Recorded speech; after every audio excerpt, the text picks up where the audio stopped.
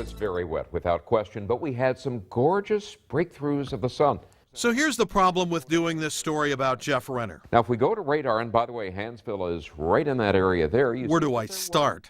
Let's turn to radar right now. And there's the Jeff of today, the chief meteorologist. We have sunshine over our shoulders right now. A pretty wet weekend, but there was a bit of a pause. And he's been doing the weather for quite a while. You youngsters went out for trick-or-treat. And yes, that is dark hair. May 18th, 1980. But what many remember Jeff for is what he started doing. It could conceivably produce very large eruptions. 3 years before Mount St. Helens blew its top literally off. Sending ash as far eastward as perhaps Yakima. Jeff was on the mountain with geologist David Johnston, who would perish in the eruption. I first met David on Mount Baker in 1978. He was part of a scientific survey team examining the volcano's potential for an eruption. Jeff joined King TV just a year earlier, 1977. And back then, scientists were actually more concerned about Mount Baker's eruptive potential than St. Helens. But it would be St. Helens that would go. As a station science reporter, I filed countless reports. And with every milestone anniversary, Jeff would return to Mount St. Helens. I think after you've told viewers that the world hasn't come to an end, the next thing they want to know is, well, what's the weather going to be like tomorrow? And that's Jeff's department. As a meteorologist, pilot, and former flight instructor... For Jeff Renner, only the sky was the limit. And for a decade, he helped create nearly 20 weather specials. The best color isn't in the trees lining the banks, it's here in the river. I'm speaking of salmon. Photographer Pete Kassem also dives right in with me to dig our own cave.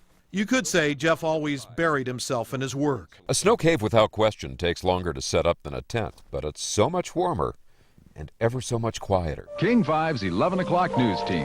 Got a beautiful sunny day and a... Yes, Jeff is a diver. How cold is that water? Oh, it's bitter cold. Any sharks? Well, they've seen some of those big basking sharks, but not in a long time. He has a great sense of humor. Does he have Doppler radar?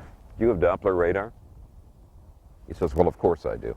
You might not have known that reindeers could swim, but Kerry does a great job on that. And it seems his humor has no depths. Let's go. But always ready to go his own way. It's been great, Jeff. Roger. Hike, hike. In Seattle, Glenn Farley, King 5 News. It never fails. Everybody notices my dog first. In December of 1977, I arrived in King at the tender age of 24. I quickly recognized that I had much to learn and that I was gifted with the best in the field as my mentors. Many were old enough back then to be my parents. Now more than a few of my colleagues, though not the two standing here with me, can say that about me. I have been blessed with amazing experiences over these 38 years, both covering science and forecasting weather. But it's time to move on to the next chapter. The difficulty is that I've grown a wonderful second family here. While the friendships will endure, I'll miss the daily sharing of joys and challenges, personal and professional.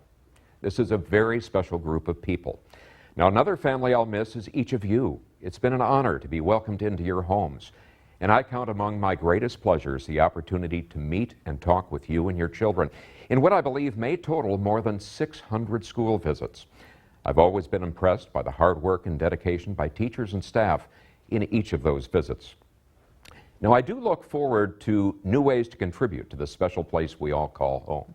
And as I like to say, to do some more field research. As John Muir wrote, it's a way to wash your spirit clean, and it does. He added, when you tug at one thing in nature, you find it connected to everything else.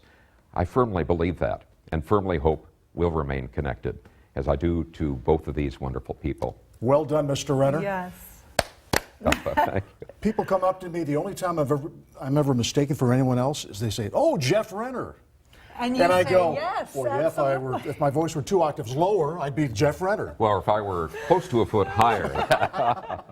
Plans for tomorrow, your first day of retirement? Well, a combination of some duties, but also enjoyment and spending time that we all get to do too infrequently, and that's with family. And I know you'll be out on the water.